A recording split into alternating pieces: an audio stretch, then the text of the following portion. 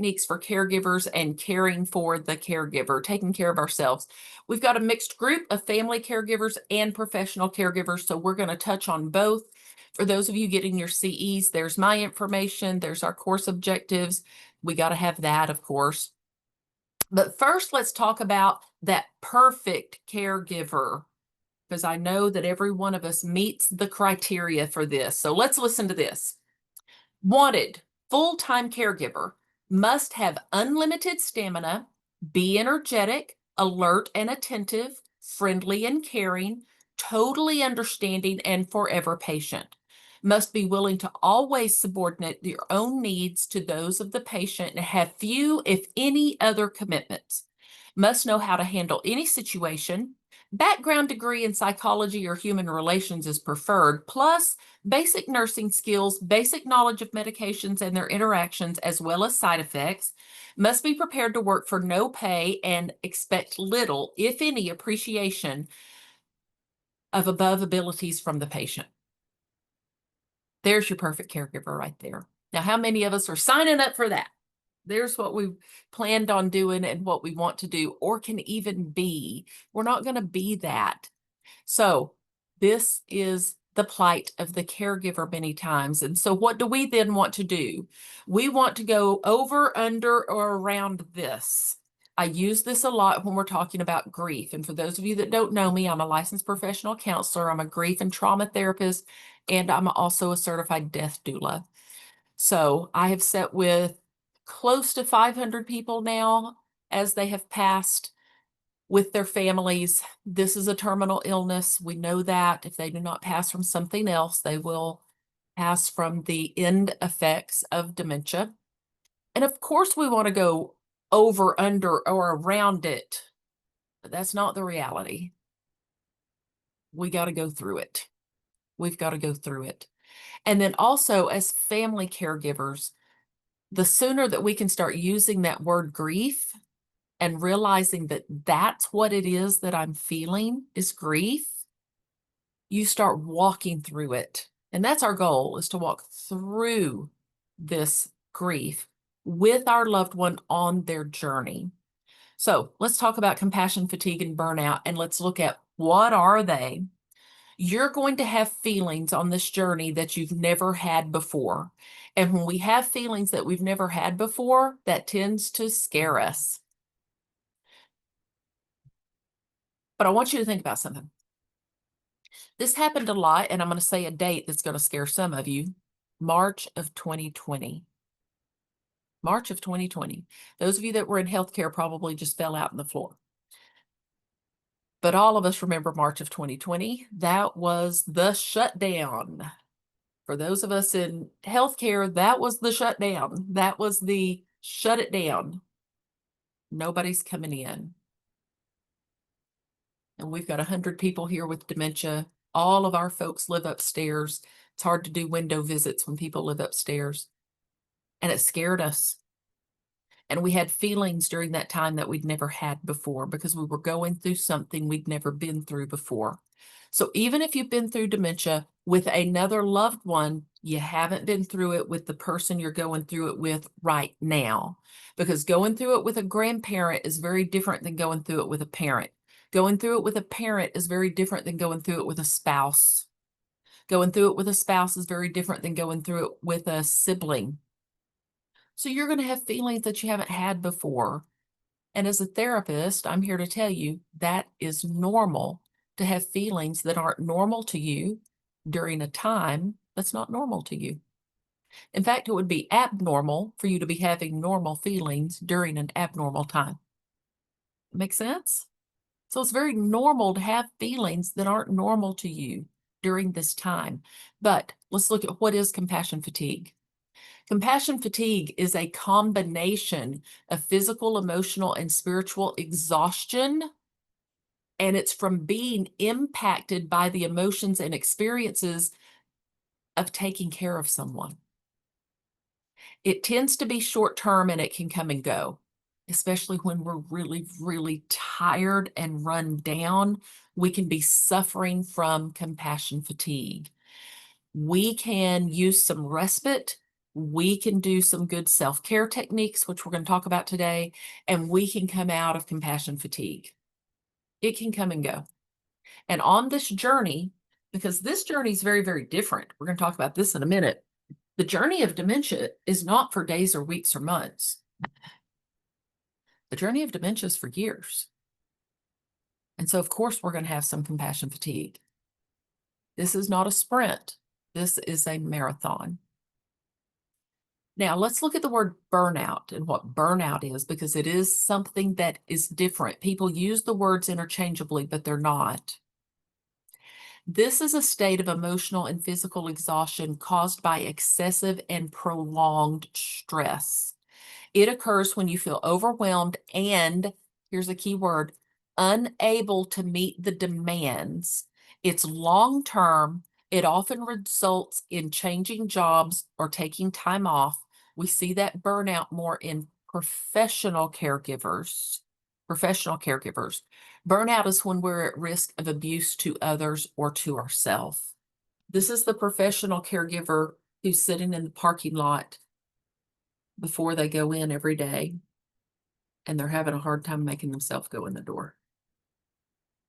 And burnout can be in any field. This doesn't just have to be in healthcare. We can be burned out in any field where we just have hit a wall. So keep those two things in mind.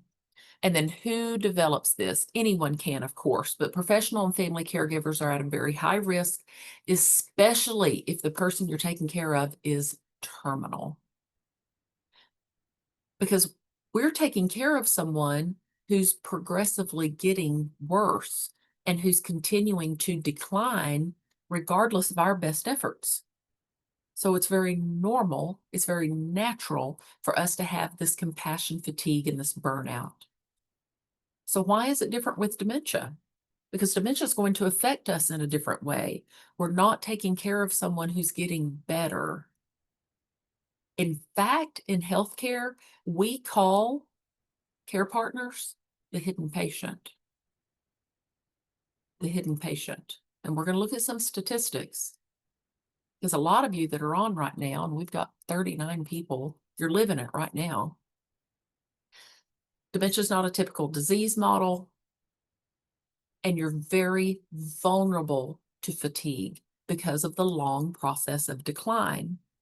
Now, again, when you hear statistics, you've got to remember they're just that, they're statistics, because some people get a diagnosis of dementia and they live about 3 years.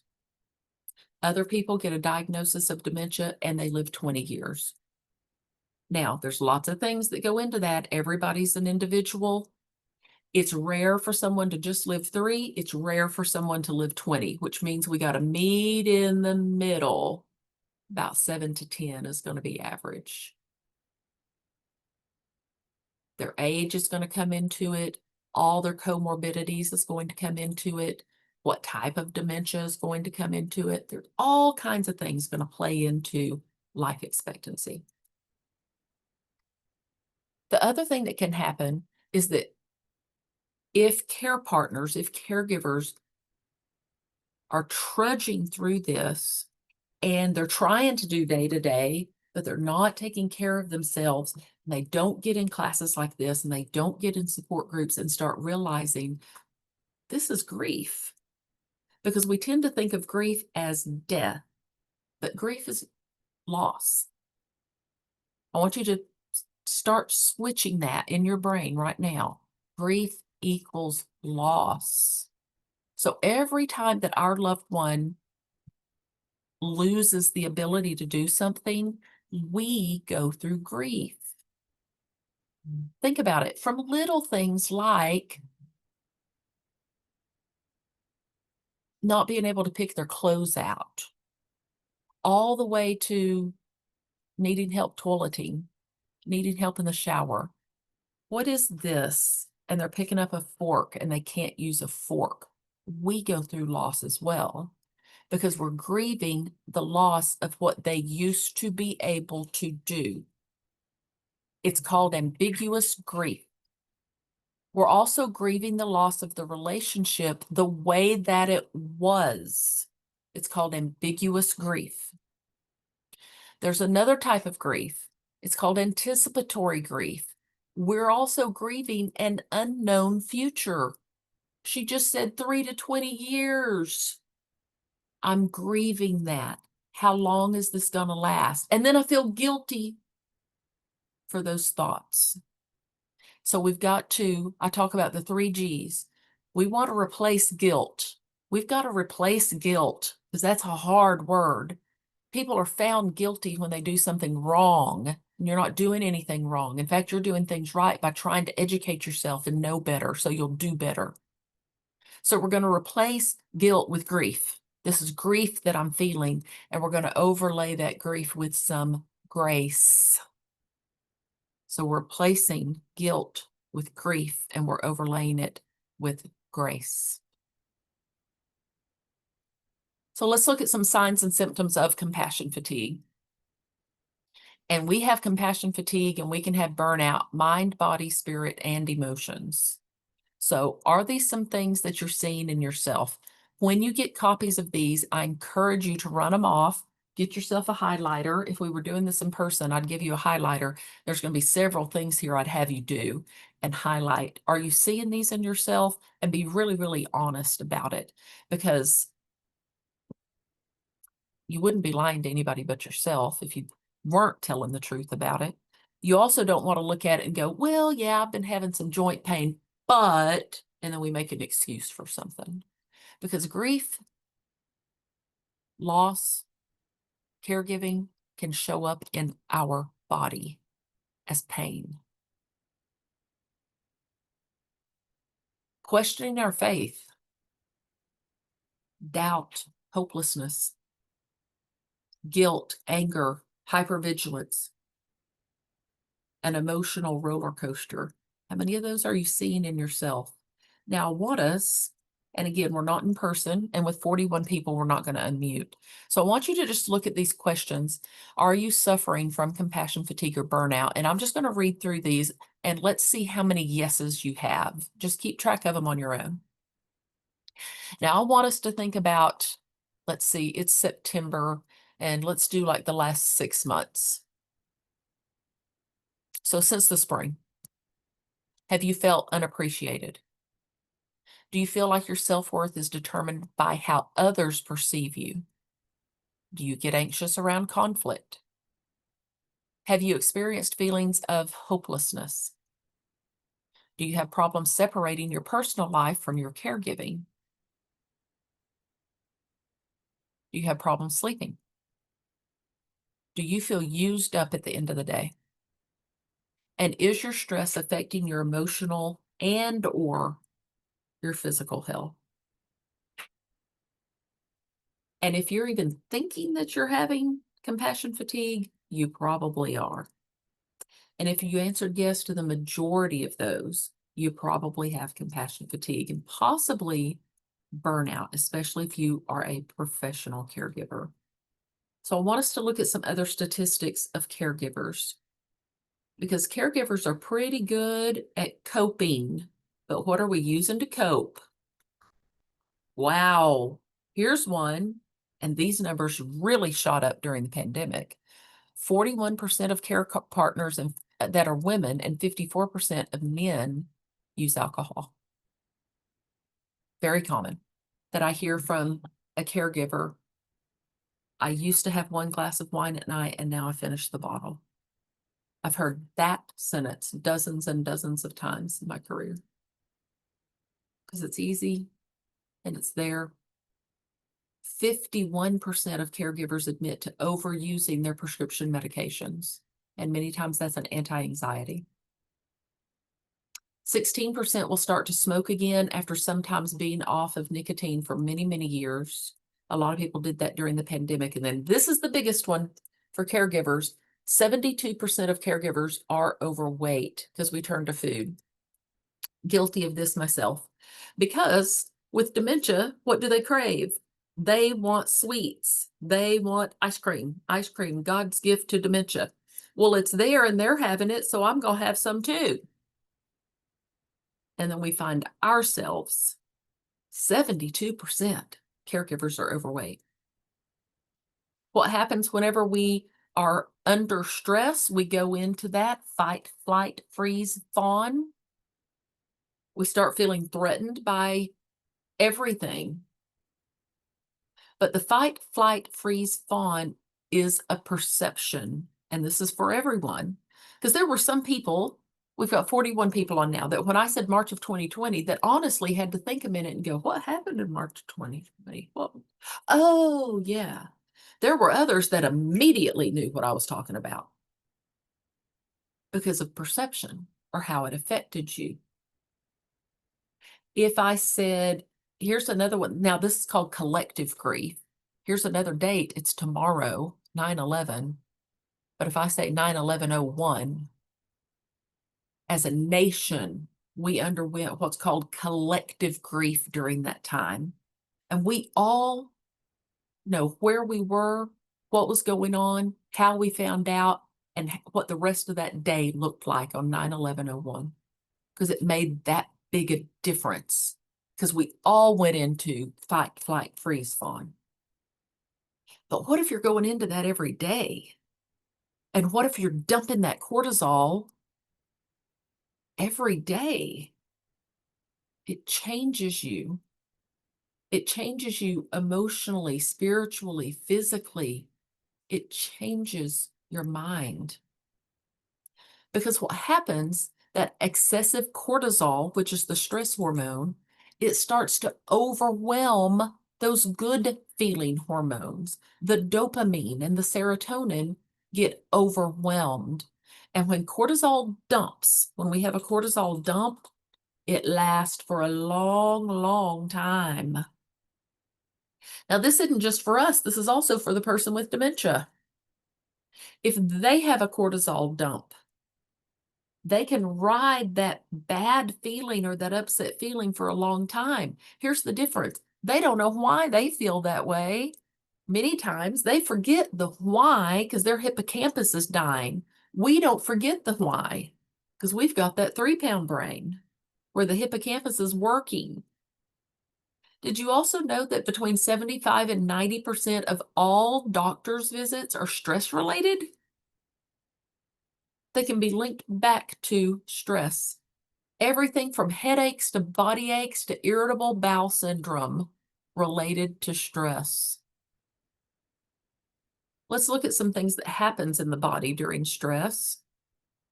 That blood pressure goes up, the cortisol levels go up, the heart rate goes up, and our breathing becomes very rapid and shallow. Whenever we are in a state of stress or panic, we tend to pant. We take short breaths right here from our chest instead of belly breathing, which we'll talk about in a little bit. Our digestive system stops working. That's why so many caregivers have irritable bowel syndrome. I've got diarrhea, I've got constipation. I've got diarrhea, I've got constipation. What's going on? I'm a caregiver. That's what's going on. Because when we dump that cortisol, digestion stops. Because that's the last thing the body needs to be doing whenever it's going into fight or flight or freeze or fawn. Our muscle tension goes up and we find ourselves with our shoulders up here a lot. Or we wake up in the night, we're asleep, but our shoulders are up here. When's the last time you checked to make sure your shoulders were down? You might even be sitting looking at the computer right now and your shoulders are up. Pull them down. That's stress, by the way, if you're sitting with your shoulders up. The other thing that happens when we're under a tremendous amount of stress is our immune system goes down. And we find ourselves at this time of year, first wave of cold and flu coming through, getting sick, or allergies. Those of you that are in north central Texas, our friend ragweed. And we can't get over it, and we can't get over it, and we can't get over it, and we can't get over it. Because our immune system's down from caregiving because of our cortisol dumps. So let's look at this. We're going to break it again into physical, emotional, behavioral, and mental thoughts. This repeats a little bit that was on that other slide, but I want you to have it to look at. Are you seeing some of these things in yourself? Again, there's the digestive issues, there's the muscle aches. Are you finding yourself starting to withdraw socially? Are you blaming other people for some of the ways that you're feeling? Are you self-medicating with alcohol, with food, with medications?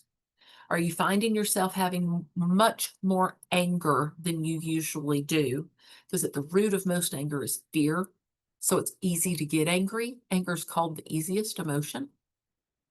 Are you starting to deviate from your self-care routines where you're not taking care of yourself like you normally do? Do you have that guilt just kind of hanging over you or feel like you've done something wrong or you're doing something wrong? Increased thoughts of worry, anxiety, forgetfulness yourself. Let me throw in here, dementia is not contagious. We actually get asked that a lot. It is not contagious. However, if you're taking care of somebody with dementia, you can start feeling like it's contagious after you've been around them for a long, long time. Those of us who work in the field every Friday about 3, we swear that it's contagious because we've been around it for so long, but it is not contagious. However, you can start having very real forgetfulness and sadness because of caregiving. So let's look at stress profiles. And again, everything with stress is how you define it. So think about how you define stress. And if we were together, again, there's about 41 people on, I would be asking you, how do you define stress? And then what causes you stress? What are your warning signs? I want you to think about this right now. How do you define stress? What's some of your warning signs? Some of the most common answers, I start to sweat, I start to feel warm, I might get a little bit shaky, I catch myself taking shallow breaths, I catch myself becoming high alert,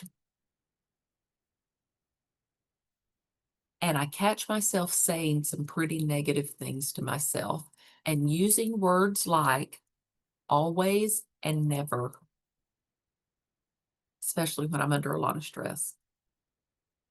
This is too hard. Nothing is ever going to change. I'm never going to be good enough.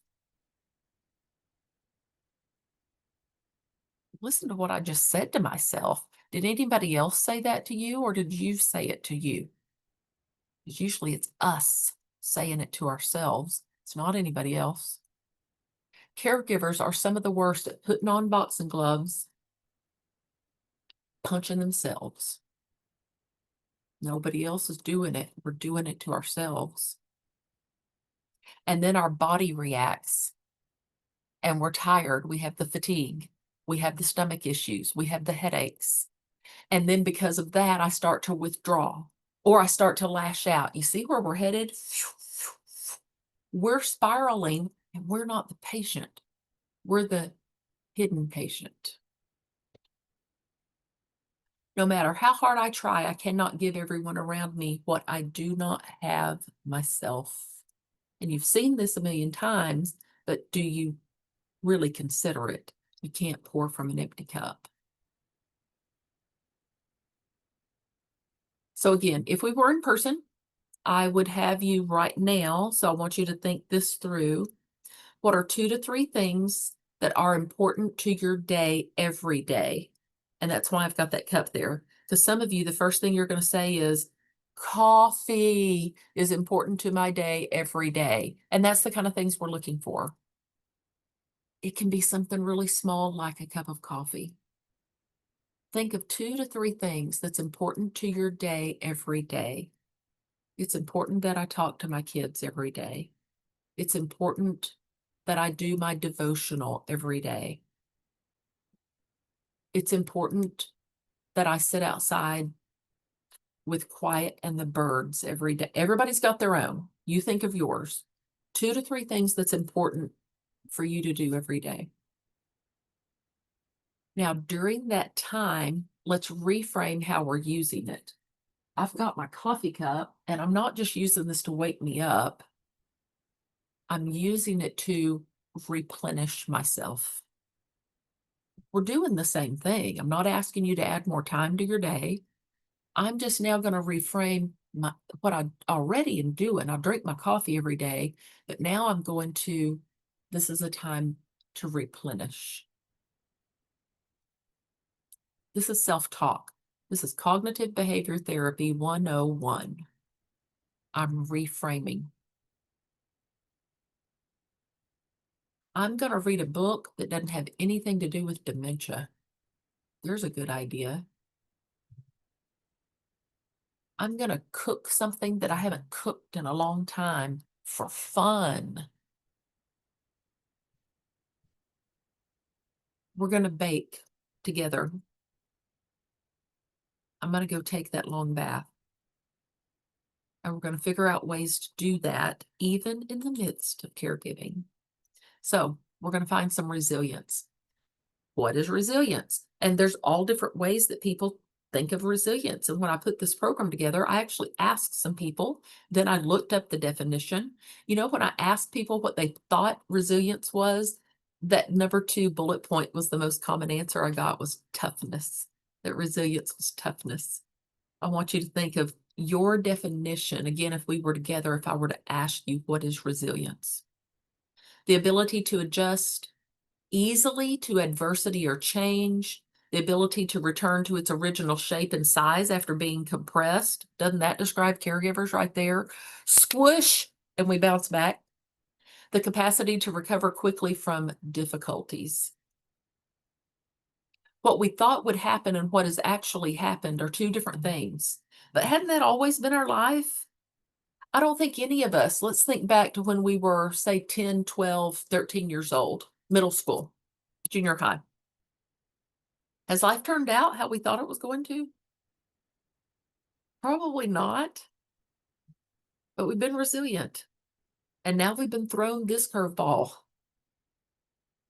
And we're going to be resilient and tenacious, and we're going to have grit. Stress management. We learn to adjust to an undesirable reality. That is resilience. I've got it in bold in the middle of the page. Adapting well in the face of adversity, trauma, threats, and stress. We are the ones that change. That person with dementia can't. We can. We have the 3-pound brain. We have the filter that's still working. They have a failing brain with a filter that's going away. We've got to keep reminding ourselves of that. We can bounce back, but we've got to take care of ourselves to be able to bounce back, or we will start to run out of energy, and then we're going to find ourselves in crisis. And this is the most disturbing slide. 68% of spouses who are taking care of their spouse that has dementia is going to pass away before the person with dementia. And 63% of adult children who are taking care of a parent for 4 or more years will die first. And these aren't just statistics we found somewhere. We live them every day. I speak at these funerals of the caregivers. This is how serious it is. And this is why we do programs like this. We've got to talk about this kind of stuff. And hopefully it is enough that it jars you to go, I've got to make some changes. You know what I have heard over and over again in support group? My loved one started getting better when I started coming to support group. My loved one was getting better. Now, does that mean their dementia was better? No, their dementia is not getting better. But my education and the way I've learned to cope and walk through the journey has changed. So it's changed them too. Now, as we switch and we're going to start looking at, so how do we do that? I had to throw some Charlie Brown in here because he's my favorite. Because look how he's standing. Charlie says, this is my depressed stance. When you're depressed, it makes a lot of difference how you stand. The worst thing you can do is straighten up and hold your head high, because then you'll start to feel better. If you're going to get any joy out of being depressed, you got to stand like this. I love Charlie Brown. I know y'all can't see this, but look, there's my mouse head. It's a Charlie Brown shirt. And there's my mouse. It's Charlie Brown. So Charlie Brown takes pleasure in being depressed, but we're not going to do that. So we're going to look at some ways to be resilient, and we're going to look at mental, physical, social, and spiritual ways to be resilient. And again, you are getting these slides, so don't try to write everything down. You'll get them. So I've got a few pictures on here of things that other people have said. It's come up in support group. What are some things you do or can do? Now, if you're not already doing some of these, I want you to take note right here. 30 days. 30 days is what it takes to make or break a habit. So if I need to start taking care of myself, I've got to commit to something for 30 days, 28 to 30 days. And if I need to stop a habit, I've got to stop for 28 to 30 days. That's why when people go to rehab for drug and alcohol, they stay for 28 days is the normal amount of time they stay. Because if I stop doing something for 28 days, that's the amount of time it takes for the craving to go away. And if I start incorporating something, it becomes a habit. And I can tell you from doing this summer on June 1st, I started Pilates. And I want you to know, I got up at 5 o'clock this morning to go to Pilates. I know it. Who in the world would do that? Somebody who's made it a habit. That's who. Because now I don't miss. And when I can't go at night, I make sure and go in the morning because it's a habit. And if I don't go, I miss it. And it's made a difference.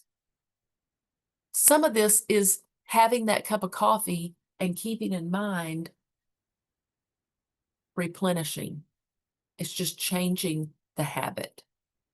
Listening to music, having family time, reading the book. There's so many things we can do to help us with our stress levels. You know what to do. You already know what to do. A lot of this stuff, are you doing it? We just started a brand new month. Well, 10 days ago, we started a brand new month. It's already that has 30 days. We got 20 left. You can start it right now. Now, I want us to look at these statistics are of professional caregivers because I know we've got a mix. And the last time I taught this class, I was talking specifically to a group of professionals. So these are in here, and I just want to throw that out there. And even for families, I want you to keep in mind, even though professional caregivers get to clock in and out, sometimes they've been doing it for 30 years. They hadn't been doing it for 2 or 3 or 5 or 12. They've been doing it for 20 or 25. 93% report being stressed out and stretched too thin. Let's look at some more. 70% report physical exhaustion. 55% question their career path. Compassion fatigue, 52%. So what we can do, accept our limits, ask for and accept help. We have got a program where we talk about, in many of our programs, we talk about the difference in being assertive and being aggressive. We don't ever want to be aggressive, but there are ways that we can ask for help by being assertive. And there's a difference. We don't want to be passive. Your dad really needs a haircut. That's being passive. Well, if you'd ever do anything for your dad, you'd see that he needs a haircut. That's being aggressive. Your dad needs a haircut. What time could you take him next week? That's being assertive. Part of it's our tone. Expectations. Ask for help. There are people that will help. When we get in that there's no one, there is. And lots of times it's people you never would have thought of because it's the neighbors and it's the people at church and it's the very people you might not even know yet because you meet them on something like this or in a support group and they become your tribe.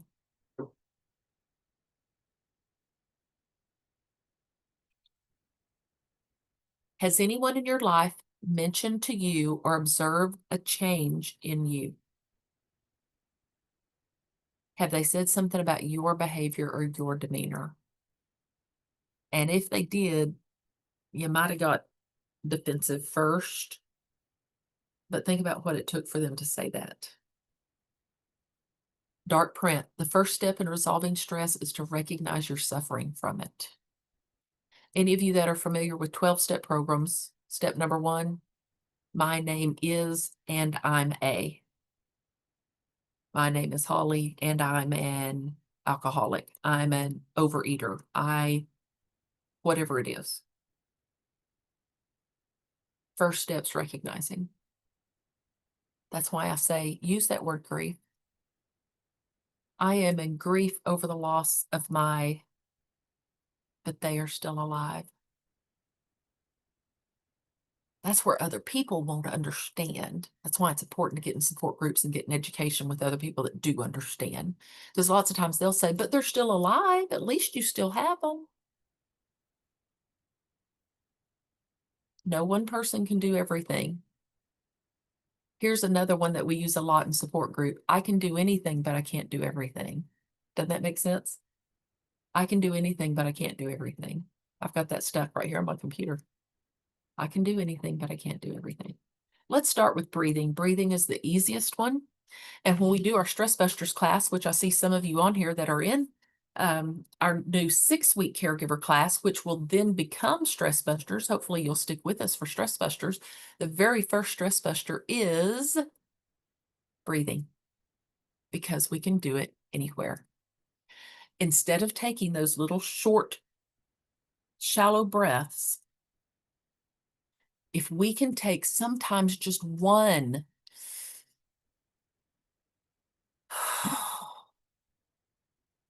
call it a 4x4 breathing. In through the nose for 4, hold for 4, release for 4. You can also do that sigh breath like I just did, where you actually sigh as you blow that breath out. You can feel it when you do it correctly because your belly will go up and down, not your chest. The best way to practice this is when you lay down at night or when you lay down on the couch to take a nap. Because put your hand over your belly button and take that breath.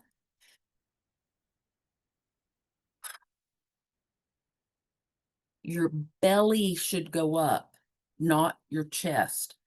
You're probably going to have to practice it because that's not how we're used to breathing. Now, I want you to hear this. Please make sure you hear this.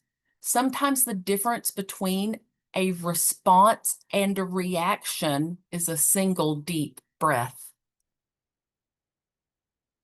Make sure you caught that. The difference between a response and a reaction, and what do we want to do? We want to respond. We don't want to react. We want to respond. And when we're a caregiver of somebody with dementia, we do not want to react. We have the filter. We have the 3-pound brain. We want to respond. That's going to keep me from saying or doing what I might want to say or do. Like using that big, nasty, bad word that starts with an R. Remember. Because we're never going to say the word remember to somebody with dementia because they don't. But it's easy to remember I told you that. Well, they wouldn't be doing it or saying it again if they remembered. They've got the failing brain. We've got the 3-pound brain. Deep breaths. You can do it in the car. You can do it standing in line at the Walmart. You can do it laying in the bed. You can do it anywhere. Next one is eat your stress away. Now, I just said we don't need to be eating too much, but what do we need to be eating? We all need to be eating. I switched to this on May 1st, the MIND diet. The MIND diet. This diet was put together by neurologists. It is a combination of the Mediterranean diet and the DASH diet. The DASH diet is for hypertension. You may have heard of it, but this is the MIND diet. It's actually pretty easy to do because it's 10 do's and 5 not so much. It's not even 5 don'ts. It's just 5 not so much. And look at what the do's are. They're all things that are good for our brain and our heart, because anything that's bad for the heart is also bad for the brain. So look what's on here. And we've got underlined berries. Berries are in season right now. Yesterday, I bought blueberries, raspberries, and blackberries. And they're not super expensive right now because they're in season. Go get those berries. Antioxidants. Clean out that brain. They're good for everybody, and we need to be having them every day. Whole grains, green leafy vegetables, poultry, fatty fish.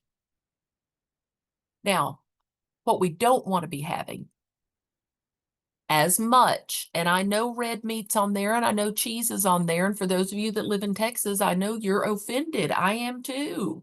But we just need to cut down on it. It doesn't say don't have it. It says cut back on it. Now, we know this is going to be important, is movement. And I mentioned the Pilates earlier. Yoga, some type of movement. And here's the amount of time, 150 minutes a week. 150 minutes a week. And it doesn't matter if you get it in 10 minutes here, 10 minutes there, 15 minutes here. It's 150 minutes a week total. And I am going to start going faster because I just looked at the time. And I want to make sure we have time at the end. You're getting all these slides. And then music. We want to use music for ourselves and for our loved one who has dementia. Make yourself some playlist.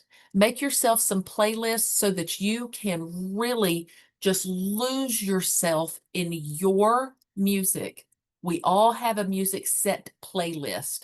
It's usually the music that we listen to between the ages of 10 and 25. So in other words, the music we grew up with. So go back and download some of that good, easy listening from the 70s and 80s, if you're my age. Yacht rock.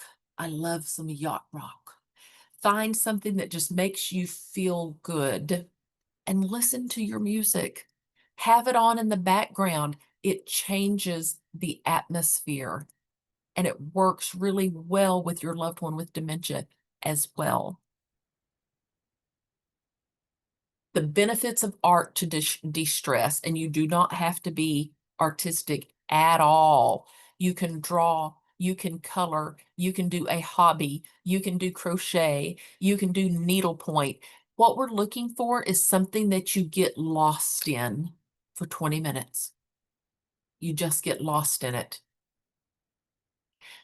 This is really, really good for your brain also, especially if you learn something new. If you take up crochet, if you teach yourself needlepoint, if you learn how to. And the holidays are upon us. And at Hobby Lobby and at Michael's right now, there's all kinds of little kits to make the diamond painting, to do the little needlepoint ornaments. That's good for your brain. And it's a way where we are not going to be dumping cortisol while we're doing that. We're going to have some dopamine and some serotonin that's going to even out that cortisol. Takes your mind off of things for a moment, for a little bit. You can't ruminate on the past whenever you're having to concentrate on some type of a hobby or art project. I'm quickly going to go through this exercise. It's called the sober exercise. It's an interruption technique. And it's a way for us to step out of autopilot. And as caregivers, many times we can get into autopilot. So let me show you what the SOBER stands for. Number one, the S is for stop. We stop what we're doing. We spend a whole lot of our time as caregivers on autopilot. So we stop what we're doing and we just take that moment. We interrupt our stress. Then we observe what's happening to us. Are my shoulders up here?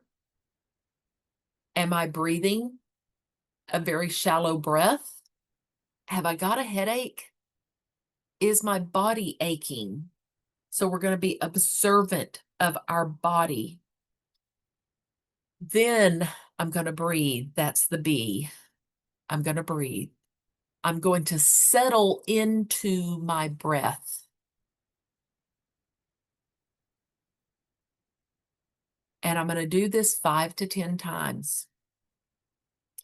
Then I'm going to do the E, which is expand. Now, some of you may recognize this as a grounding exercise. This is where I am looking around myself. What do I see? What do I hear? What do I smell? What am I doing here? I'm bringing myself to reality.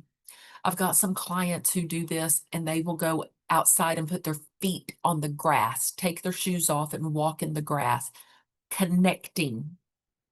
Excuse me. And then R is the response. That's our mindful response to the exercise.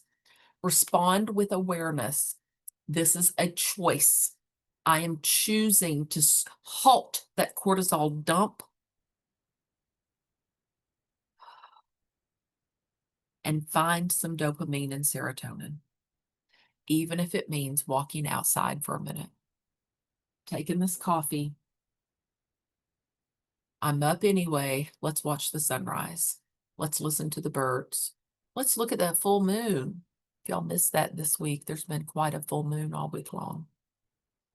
It's connecting. It's making sure that we don't have the reaction, we have the response. This is about self-talk, and we've mentioned this. So we've got to be careful with distorted and negative thoughts, because if we have them too much, they'll turn into our beliefs. These are things that caregivers have actually said. Because when we write programs, we go to you, the experts, to help us. I can't believe I just said that. I'm so stupid. I can't do anything right. That word can't keeps coming up. I'm not getting any better at this. I'm doing everything wrong.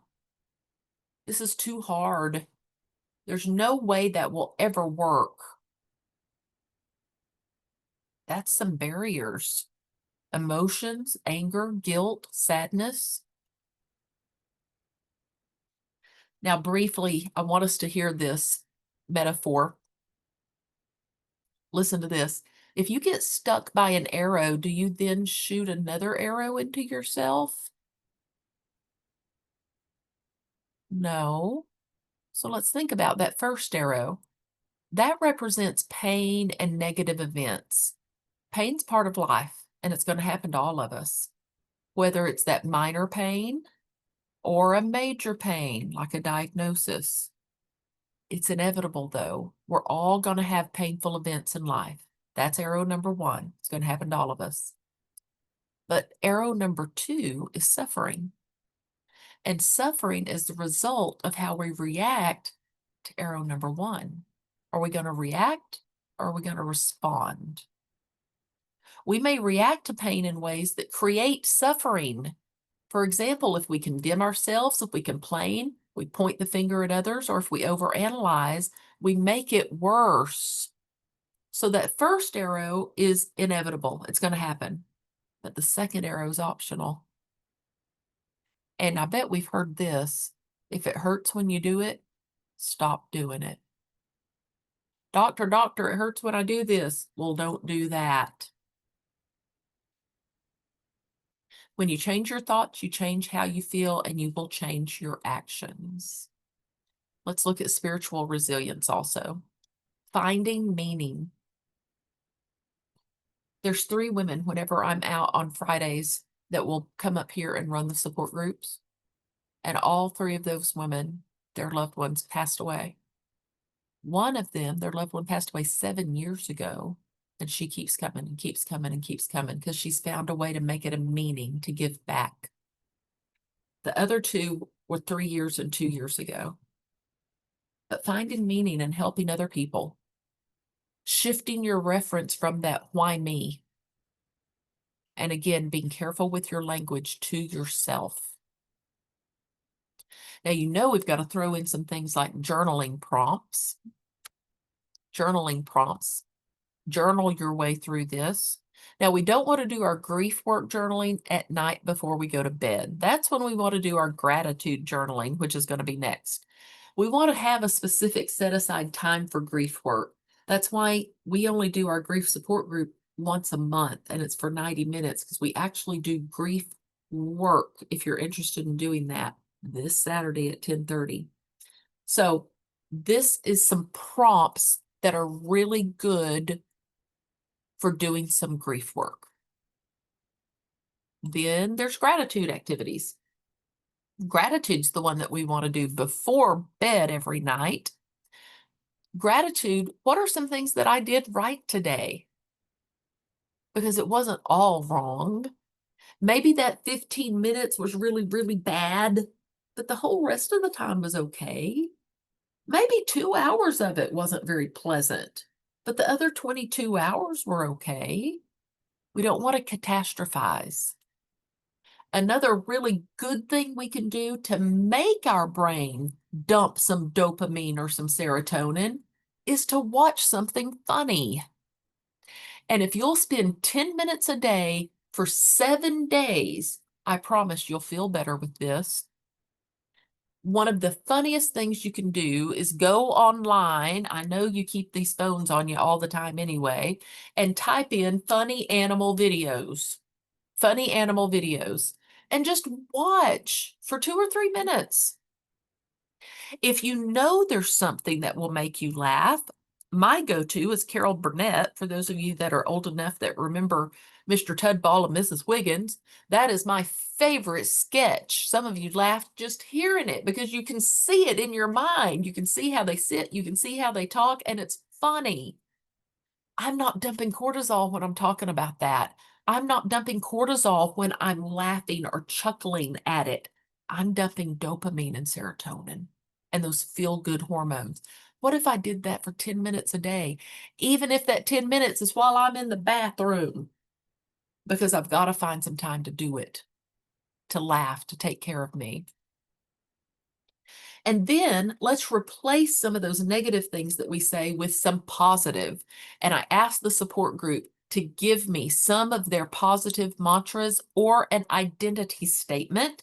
And here's what I was told. I can do anything for a little while. That's mine. I can do anything for a little while. My grandmother taught me that. A hard moment does not mean a hard rest of the day. This will not last forever. I am resilient. This too shall pass. You make up your own and say that to yourself.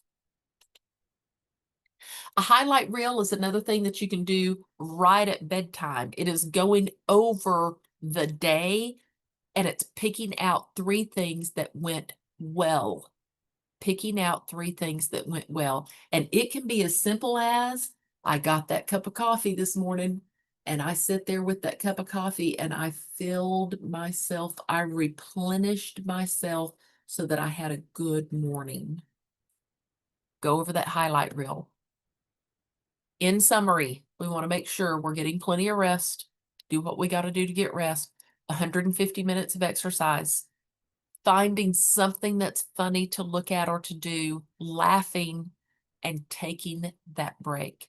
If you can commit to 28 to 30 days to make a habit or to break a habit, please do something for yourself. There's our information. There's Jamie's and there's mine. Be looking for an email from Jamie that will have the slides, and she'll also get you the information about the support groups. And let me look in the chat. I think Jamie answered the questions. Let's see. Do all family members' opinions in it? That's true. That's true. That's true. Anybody, we've got about 3 minutes left. If you've got anything that you want to put in the chat, or you can always unmute.